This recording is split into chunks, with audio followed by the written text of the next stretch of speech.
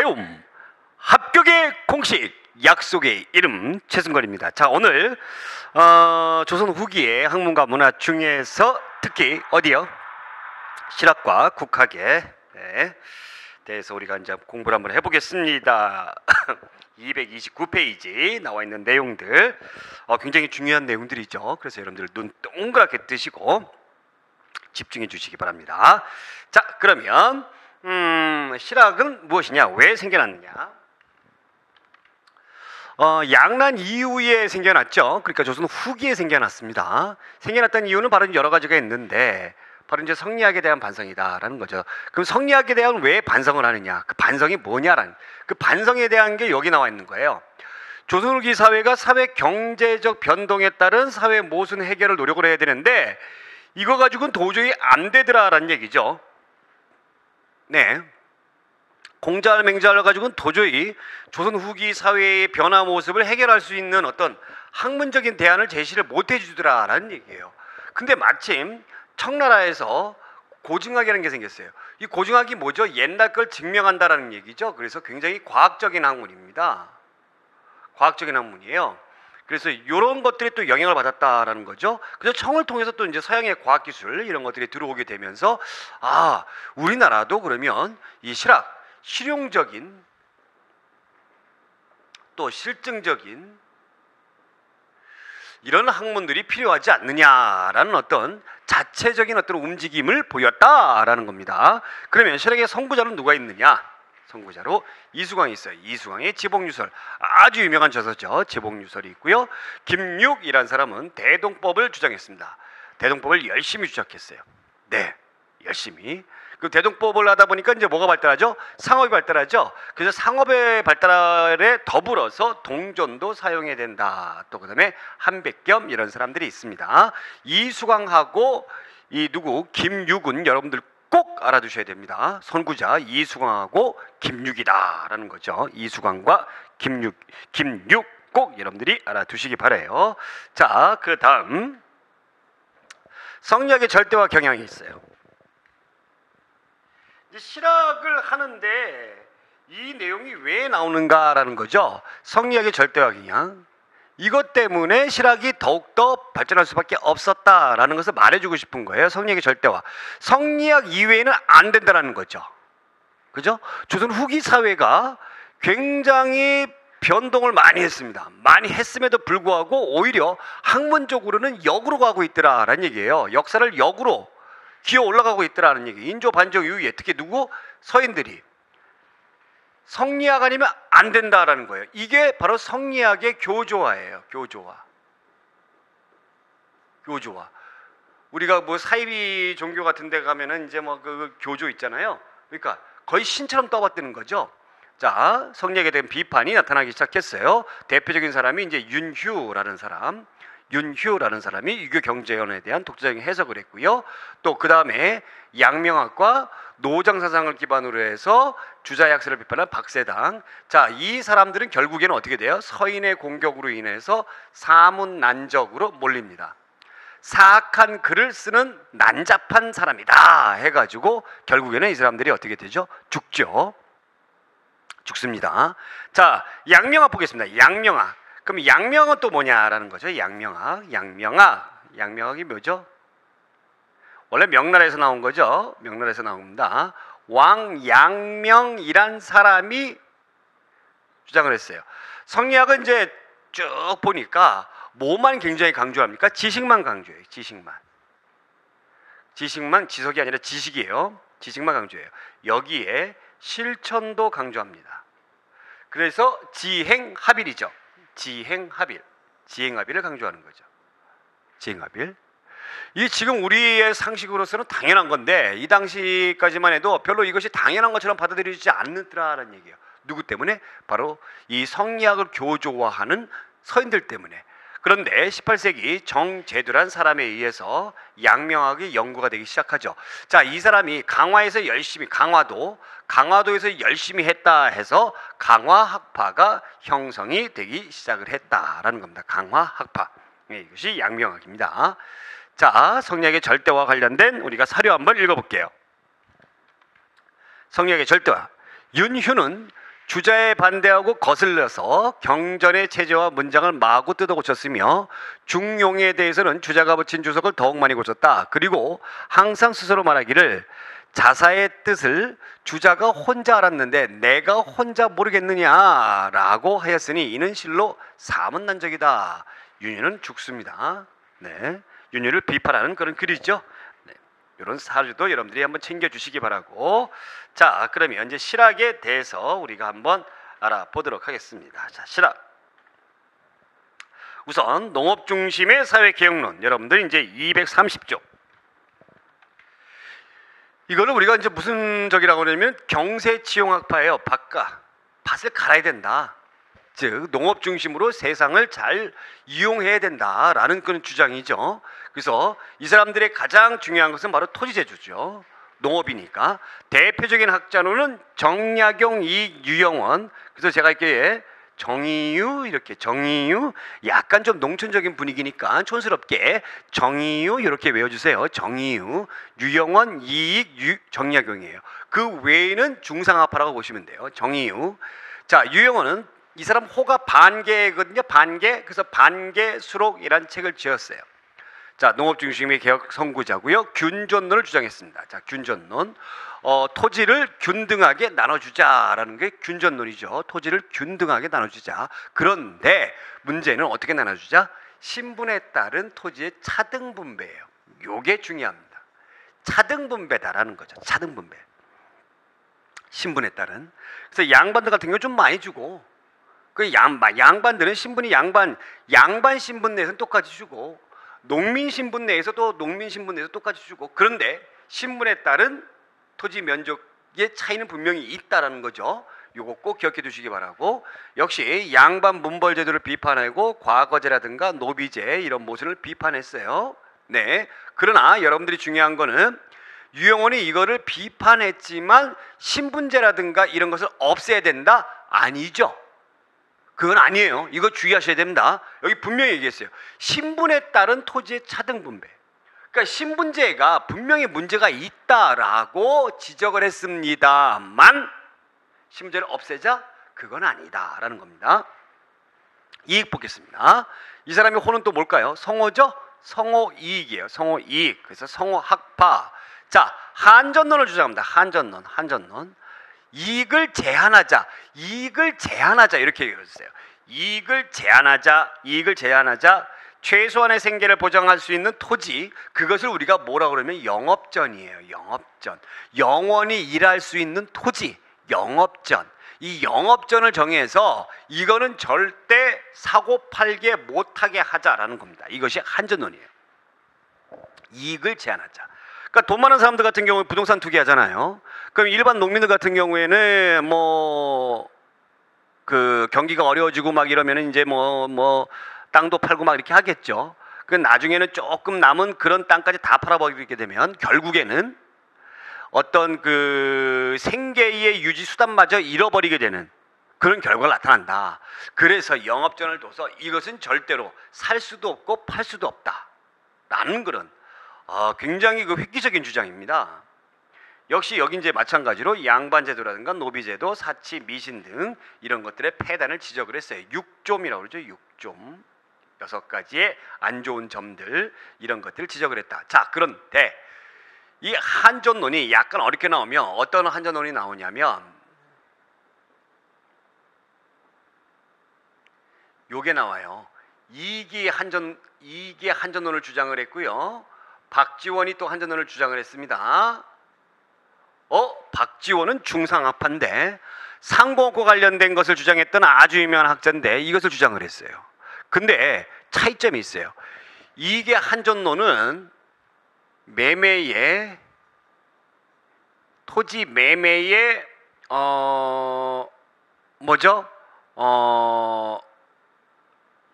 하한선이죠. 하한선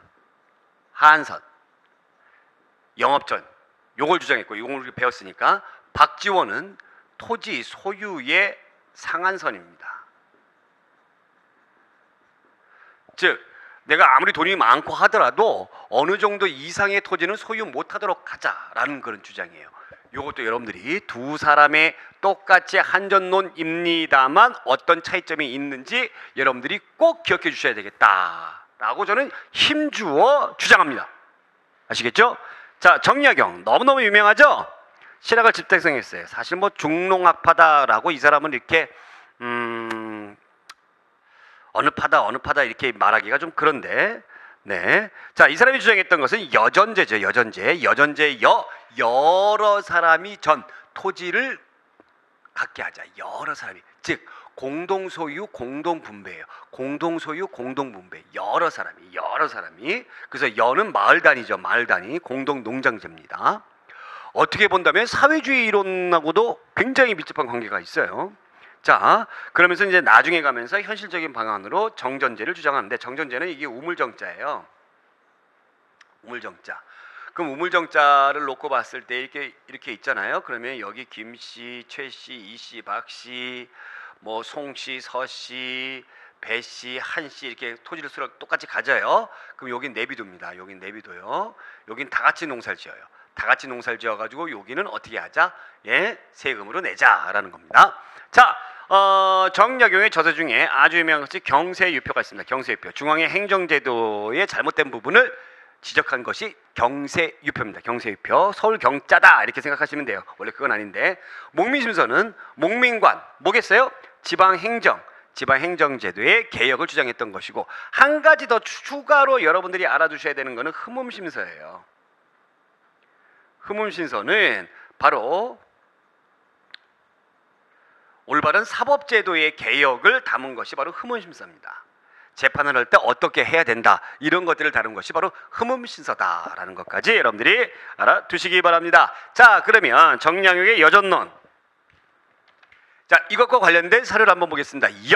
마을입니다. 마을에는 여장을 두고 일여의 농토를 여에 사는 사람들로 하여금 함께 다스리고 같이 농사짓게 하되, 내 땅, 네 땅의 구별이 없고 오직 여장의 명령에 따르게 하는 것이다.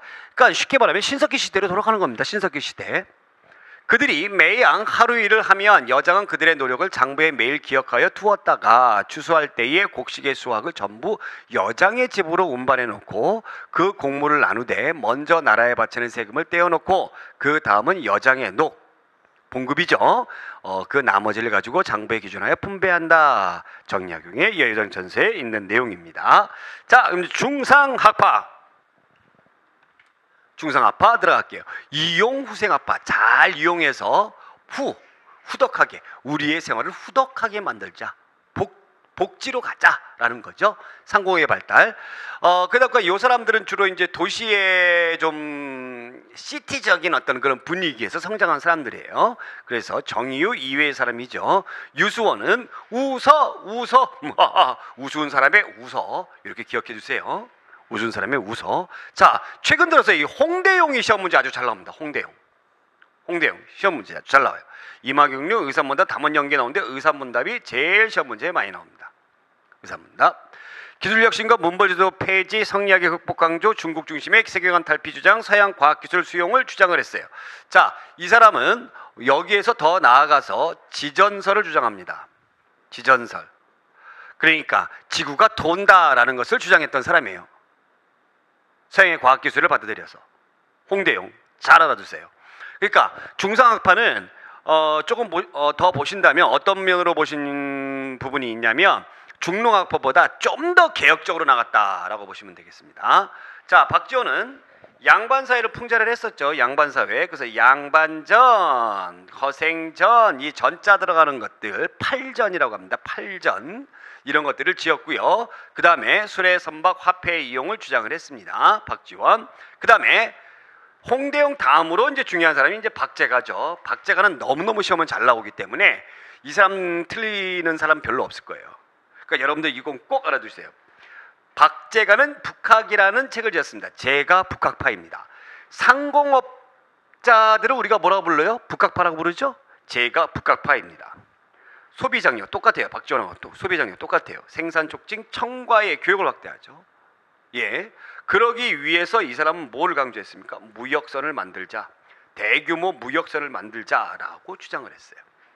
박제가 꼭 잘 알아두시기 바랍니다. 자, 그러면 상고 중심의 개혁론 보겠습니다.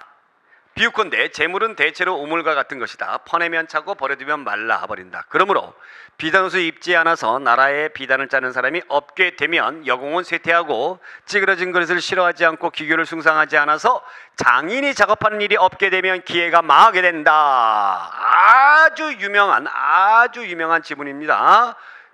북학이 뭘 강조했습니까? 소비를 강조한 겁니다. 소비. 쓰지 않으면 나라 망한다라는 겁니다. 자, 그럼 여기에서 실학의 성격과 의의를 보겠습니다. 실학은 뭐 개혁적, 실증적, 실용적 학문이죠. 의의는 실용적 개헌을 제시했고요. 그 다음에 이 실학자들은 후기 개화사상가들에게 큰 영향을 주었다. 자, 한계는 중요한 게 뭐냐면 이 사람들이 거의 정권에서 소외된 남인 출신 학자들이에요. 남인 출신 학자들. 그래서 국가정책에 반영이 됐다 안 됐다? 안 됐다라는 겁니다. 특히 이 실학자들이 있을 때가 제일 잘 나갔을 때가 정조였었는데 정조가 이뻐했는데 정조가 젊은 나이에 죽죠. 죽다 보니까 이 실학자들이 거의 정조의 죽음과 동시에 정권에서 물러납니다. 누구에 의해서? 서인들 중에서 노론에 의해서 물러나요. 다 쫓겨나요. 귀양 가고. 특히 실학자들의 상당수가 천주교를 믿었기 때문에 천주교학자다, 너는 천주교를 믿었다 해가지고 그것을 빌미로 해서 귀양 보내고 쫓아버린다라는 거죠. 그래서 국가정책에 반영이 되지 않았다라는 그런 한계를 가지고 있다라는 겁니다. 자, 그러면 발달 우리가 이제 보는데 약간 화면이 이상했음을 제가 진심으로 고백을 합니다. 왜 이상했을까요? 자료가 화면이 날아가 버렸어요 갑자기. 그래서 긴급하게 이 국학과 관련된 자료 화면을 넣기 위해서 화면이 고르지 못한 점 너그러운 양해 바랍니다. 자, 무슨 뭐 뉴스 같죠? 자, 국학의 발달 보겠습니다. 네. 국학은 순수한 우리 것에 대한 어떤 관심을 기울이는 학문이죠. 네, 그렇죠. 순수한 우리 것에 대한 관심을 기울이는 학문이 바로 국학이다라는 겁니다. 국학. 그러면 이 당시에 조선 후기 때에 특히 서인들 가운데서 노론들이 뭐만 좋아합니까? 성리학만 좋아해요. 성리학만 너무너무 좋아해요.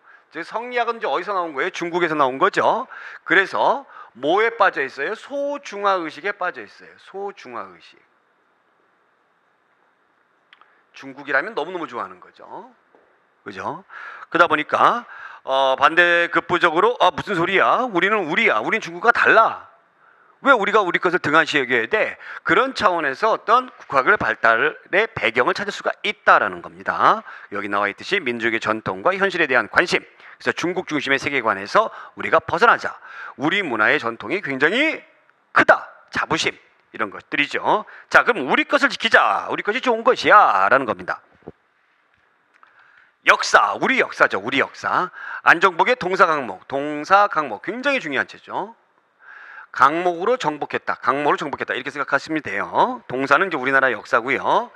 중국 중심의 역사관에서 벗어나 우리 역사의 전통성과 독자성을 강조한다 돼 있는데 이거 시험 문제 어떻게 내면 강목 이거 무슨 체냐, 즉 편년체냐, 뭐 기전체냐, 뭐 이런 것들 나오는데 얘는 강목체예요. 강목체. 그럼 강목체가 뭐냐? 강과 목으로 돼 있어요. 강은 뭐냐면 큰 주제입니다. 큰 주제, 큰 사건 있잖아요. 그럼 목을 달아요. 목을 달아가지고 요거를 세부 설명을 해주는 거예요. 요게 강목체죠. 강목체. 물론 뭐 편연체 기술 방식으로 가면서 중요한 사건에 대해서 이렇게 했다라는 거, 이것이 바로 강목체다라는 겁니다. 조금 더 이제 심화적인 내용으로 가면은 당시에 등한시 여겼던 단군조선을 기술을 했다라는 점이 굉장히 크다라는 거예요. 강목체에서, 동사 강목에서. 또 이 서론들 노론들이 주장을 했던 기자가 고조선을 세웠다. 기자에 대한 관심도 컸고요. 그 다음에 사망 가운데서 마한 진한 변한 가운데서 마한을 중요시 여겼습니다. 마한. 그 다음에 통일신라를 중요시 여겼고요. 그럼 이 당시 뭐 조선이니까 당연히 뭐 조선은 뭐 중요시 여겼겠죠. 그 다음에 이제 고려를 요거를 정통으로 보았다라는 겁니다. 정통으로 보았다. 그러면 여기 이제 뭐가 빠져요? 요 시대별로 딱 놓고 봤을 때 삼국시대가 빠지죠. 삼국은 정통이 아니다. 그래서 정통이 없다. 무통으로 보았습니다. 무통으로 보았다라는 겁니다. 그럼 통일신라가 신라 아닌가? 이렇게 생각하시는 분들도 있겠죠. 통일신라는 고구려, 백제, 신라 이렇게 합해진 나라죠. 그래서 요것도 여러분들이 꼭 챙겨두시기 바라고요. 한치윤의 해동 역사가 있고요. 자, 그 다음에 유득공의 발해고. 발해를 세우는데, 발해를 우리의 역사로 하는데 공을 세웠다. 발해공, 유득공, 공을 세웠다. 유득공, 발해공. 그 발해를 우리의 역사로 인식을 했습니다. 그래서 이 시대를 우리가 무슨 시대로 해야 된다? 남북국 시대로 해야 된다. 통일신라 시대 그러면 절대 안 된다. 남북국 시대로 해야 된다. 자, 그 다음에 연려실 기술을 쓰은 이긍익. 이 연려실 기술이 이 정사에서 다루지 않은 야사들이 많이 다뤄졌어요. 야사들이 그 연려실 기술. 그래서 이 연려실 기술은 무슨 체냐라고 물으신다면 요거 쭉 빼가지고 기사본말체다. 기사본말체. 자, 기사본말체에 대해서 제가 한번 설명을 드렸습니다. 기사본말체가 뭐였죠? 기사. 어떤 사건 위주로 스토리를 끌어가는 것을 우리가 기사본말체라고 한다고 그랬죠. 이것도 잘 알아두시기 바라고요. 자, 그래서 실증적 객관적인 서술이었고요. 조선의 정치와 문화 이런 것들을 정리를 했습니다. 연려실 기술에서. 자, 그 다음에 김정희, 추사 김정희죠. 금석과 안록을 지었어요. 자, 이 금석이라는 건 뭐냐면 금석이라는 게 뭐냐면 비석이에요. 비석. 이 비석에 쓰여진 글씨를 금석문이라고 불러요. 그래서 이 사람이 이 고증학이라든가 이런 것에 대한 조예가 깊었기 때문에 서울에 북한산에 있는 비석이 진흥왕의 순수비임을 밝혀냈습니다. 자, 그 다음에 이제 중요한 지리, 우리나라 지리. 이중환의 택리지. 택리지가 중하다. 택리지가 무슨 책이냐? 거꾸로 하니까 지리책이다 라는 거죠. 각 지방의 자연환경과 경제생활, 풍속 등을 자세히 소개하는데 자연환경과 인간의 생활, 이런 풍속들, 이것을 어떤 관계? 인과관계로 놓고 소개를 했어요. 인과관계, 원인과 결과. 이중환의 택리지.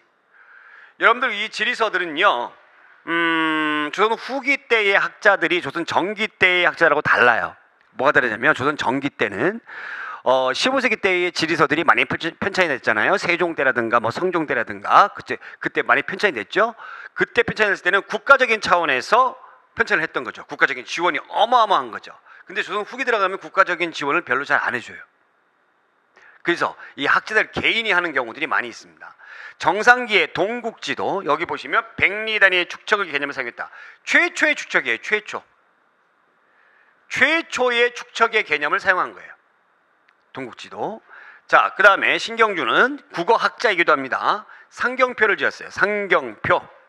산맥분류 체계를 정리했습니다. 산맥분류 체계. 그래서 백두대간을 정리했던 것이 이제 신경준이다. 자, 그 다음에 김종호는 여러분들 너무나 잘 아시는 대동여지도요. 대동여지도 산맥과 하천 교통로를 표시했고요. 도로에 심리바다 점을 찍었습니다. 자, 그리고 이 대동여지도는 지역별로 이렇게 해가지고 모자이크처럼 붙일 수가 있었던, 그래서 다 이렇게 접어가지고 책처럼 들고 다닐 수 있었던 그런 지도죠. 자, 우리나라 국어 신경준. 우리나라 말에 너무너무 신경 쓴 사람. 훈민정음 운해. 훈민정음이 세종대왕이 만들었는데 그 만들고 나서 거의 사용하지 않았어요. 왜 우리가 중국에 있는 한자 두고 하느냐. 그래서 공식적인 글자도 거의 이 훈민정음 사용하지 않았습니다. 그러니까 훈민정음에 대한 제대로 된 어떤 해석이라든가 이런 것들이 뭐 200~300년 지나고 나니까는 이제 없어지게 되고 퇴색해지게 되고 왜곡되는 거죠. 그래서 훈민정음을 재해석했던 훈민정음 운해. 그죠? 자, 그 다음에 유의의 언문지라는 것이 이제 한글을 얘기하는 거죠. 그래서 한글의 자음과 모음을 분류를 했다라는 겁니다. 자, 끝으로 여러분들 그 대동여지도 여기 이제 나와져 있습니다. 한번 사료 한번 읽어볼게요. 당시에 발달한 조선의 지도 제작 기술을 바탕으로 그 전까지 만들어진 여러 지도를 집대성해서 만든 지도이다. 전체가 22첩으로 된 목판 지도로 22첩. 이렇게 22첩 목판지도로 펴고 접을 수 있도록 만들어져 책처럼 들고 다닐 수가 있었다였습니다. 자, 이렇게 해서 조선 후기의 실학과 국학의 발달에 대해서 알아봤고요. 자, 다음 시간에는 조선 후기의 과학기술, 그 다음에 서민문화.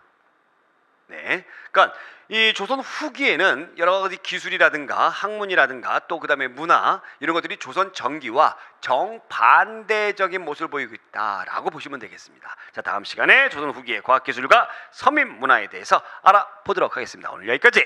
고맙습니다.